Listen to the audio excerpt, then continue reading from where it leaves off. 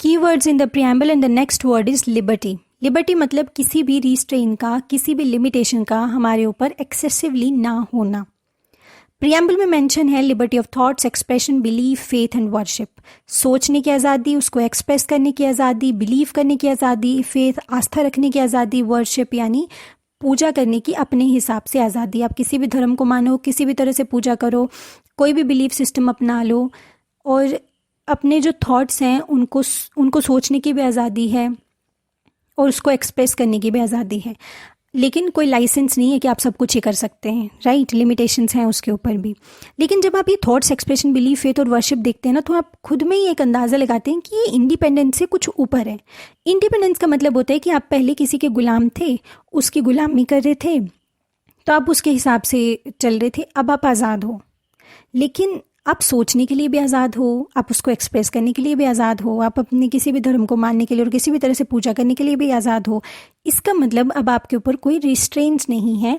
आपको सोसाइटी में एक अलग सी फीलिंग आ रही है और वो लिबर्टी है, वो इंडिपेंडेंस से थोड़ा अलग है, वो इंडिविजुअल इंडिपेंडेंस है आपके अंदर से, राइट। ये लिबर्टी का कॉन्सेप्ट आता है हमारे पास फ्रेंच रेवोल्यूशन से। इसके अलावा बाद में जो हम इक्वालिटी पढ़ेंगे या फ्रेटर्निटी पढ़ेंगे, वो भी फ्रेंच रेवोल्यूशन से ही हमारे पास आते हैं। लेकिन हमारे पास जो भी लिबर्टी है, ये जो लिबर्टी है, इसमें हमें कोई लाइसेंस नहीं है कि आप कुछ भी कर सकते हैं। ये एब्सोल्यूट नहीं है, बट क्वालिफाइड है। अब लिबर्टी का मतलब ये हुआ कि जैसे आप कुछ भी सोच सकते हैं, आप किसी भी तरह से वर्शिप कर सकते हैं। तो इसका मतलब है कि पहले की तरह ऐसा नहीं होगा कि कोई पर्टिकुलर कास्ट है वो पूजा नहीं कर सकती, वो कहीं से पानी नहीं पी सकती, वो ये नहीं पढ़ सकती, वो नहीं पढ़ सकती, उसका पर्टिकुलर एक काम है, वो वही काम करेगी। नहीं, क्योंकि आज़ाद तो सोसाइटी में बहुत सारे सब लोग थे ना, लेकिन कास्ट सिस्टम के हिसाब से अलग अलग चीज़ों में डिवाइड कर दिया था। अब ऐसा नहीं है। अब आप आज़ाद हो, आप किसी भी तरह से सोच सकते हो, आप जो बनना चाहो वो बन सकते हो, आप किसी भी फेथ को, किसी भी वर्शिप को किसी भी तरह से कर सकते हो, लेकिन ऑफ कोर्स आपके ऊपर लाइसेंस नहीं है। तो ये इंडिपेंडेंस से थोड़ा अलग कॉन्सेप्ट है जो कि कॉन्स्टिट्यूशन में और स्पेशली प्रिएम्बल में मेंशन है। अब एक बात मैं आपको और बता देती हूँ, प्रिएम्बल कॉन्स्टिट्यूशन का पार्ट है, जो आप बाद में पढ़ेंगे भी कि बहुत सारे केसेस आए, उसके बाद ये डिसाइड किया गया कि वो कॉन्स्टिट्यूशन का पार्ट है। लेकिन वो जो कॉन्स्टिट्यूशन का पार्ट है प्रिएम्बल, फिर भी वो नॉन एनफोर्सिएबल है।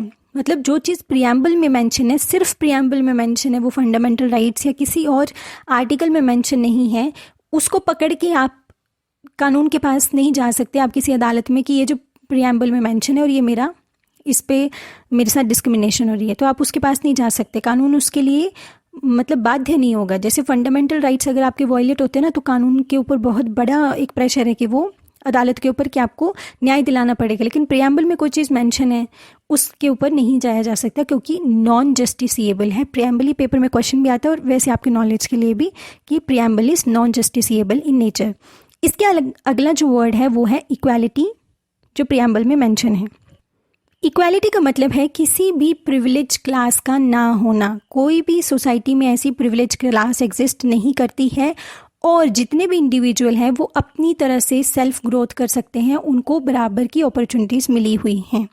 सो the absence of special privilege to any section of the society and the provision of adequate opportunity for all individuals without any discrimination is equality.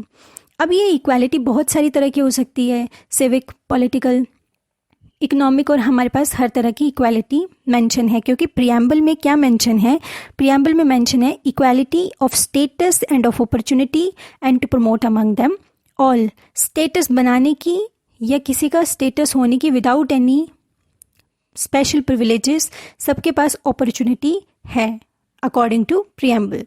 और हमारे पास फंडामेंटल राइट्स हैं जो आप आगे पढ़ेंगे, उसमें जो फर्स्ट फंडामेंटल राइट है 14 to 18, वो भी इक्वालिटी है। इक्वालिटी फंडामेंटल राइट में फर्स्ट फंडामेंटल राइट है।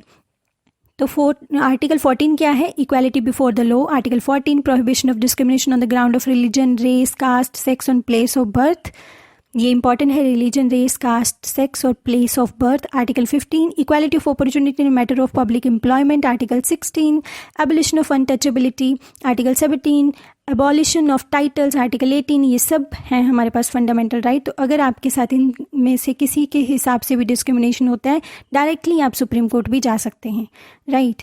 इसके बाद भी कुछ चीज़ें मेंशन है, जैसे संविधान में बहुत सारी चीज़ें मेंशन है, लेकिन उसमें दो इंपॉर्टेंट चीज़ें ये हैं कि आर्टिकल 325 है हमारे पास, वो 325 बोलते हैं कि किसी भी इंसान के साथ आप रिलीजन, रेस, कास्ट और सेक्स, इन 4 ग्राउंड्स पे आप उसको इलेक्ट्रल प्रोसीजर जो है आप उससे अलग नहीं कर सकते। वो इनएलिजिबल नहीं हो सकता वोट डालने के लिए, राइट। वो वोट डालने के लिए सब लोग एलिजिबल हैं, लेकिन हाँ कुछ चीज़ें होती हैं ना, जैसे किसी को प्रिवेंटिव डिटेंशन में रखा हुआ है, मतलब जेल में रखा हुआ है, बहुत तगड़ा सा कोई केस चल रहा है उसके ऊपर, तो उसको रोका जा सकता है। लेकिन रिलीजन, रेस, कास्ट और सेक्स, चारों चीज़ें याद रखिएगा, उसके हिसाब से उसे अलग नहीं किया जा सकता।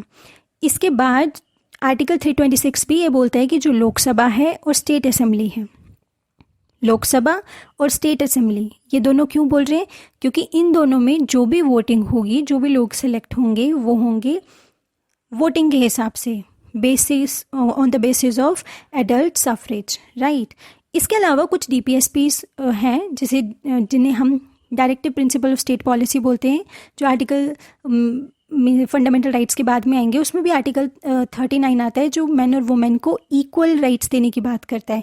देखिए DPSPs, इन शॉर्ट में बता दूं कि DPSPs वो कुछ बातें हैं जो हमारे फोर फादर्स चाहते थे कि सोसाइटी ऐसी भी हो, लेकिन उस टाइम हमारे पास इतने रिसोर्सेज नहीं थे ना, तो उन्होंने क्या किया, उन्होंने कुछ चीज़ों को फंडामेंटल राइट से अलग रख दिया और कहा कि जैसे जैसे रिसोर्सेज आते जाएंगे, जैसे जैसे हमारी इकॉनमी बड़ी होती जाएगी, हम ग्रो करते जाएंगे, वैसे वैसे सोसाइटी को इस तरह से हम बनाना, इस तरह से शेप करना शुरू कर देंगे, राइट। जैसे मैन और वुमेन इक्वल होंगे, हर पार्ट में उनकी इक्वालिटी होगी, चाहे वो अर्न करने की हो, कोई भी काम कर रहे हैं तो वो सेम उनको पे इक्वल दी जाएगी, राइट। पर ये DPSP में मेंशन है।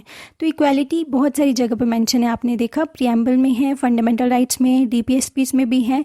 लेकिन DPSP जैसे जैसे हमारी इकॉनमी बड़ी होती जाएगी, हम DPSPs पे काम करते जाएंगे। तो ये था वर्ड इक्वालिटी। इक्वालिटी का मतलब ही है सोसाइटी में सब लोगों का इक्वल होना, किसी का भी स्पेशल प्रिविलेज ना होना, अमीर गरीब जैसे भी है, मैन वुमेन, हर हिसाब से सबका इक्वल होना, और हर इंडिविजुअल को ग्रो करने के लिए एडिक्वेट अपॉर्चुनिटीज़ का मिलना। अब आप रिजर्वेशन की बात करेंगे तो रिजर्वेशन उस टाइम पे इम्पॉर्टेंट थी, क्योंकि एक हेड स्टार्ट होता है ना किसी के पेरेंट्स अगर पढ़े लिखे हैं, उस बच्चे का ग्रो करना, लाइफ में कुछ बड़ा बनना, वो एक नॉर्मल समझा जाता है। लेकिन किसी बच्चे के पेरेंट्स ही अनपढ़ हैं, उसके पास वो अपॉर्चुनिटीज़ नहीं है, तो उसका स्टेटस सोसाइटी में हाई होना, उसके लिए आपको उसको कुछ ना कुछ देना पड़ेगा, और उस देने को हमने रिजर्वेशन का नाम दिया है। तो फिलहाल हमने इक्वालिटी को ख़त्म किया, जो प्रियम्बल में मेंशन था। नेक्स्ट कीवर्ड इज़ फ्रेटर्निटी, वो हम नेक्स्ट वीडियो में पढ़ेंगे। अच्छा, जो इक्वालिटी है ये भी हमारे पास फ्रेंच रेवोल्यूशन का ही एक कॉन्सेप्ट है, जो हमने वहाँ से उठाया था। Thank you.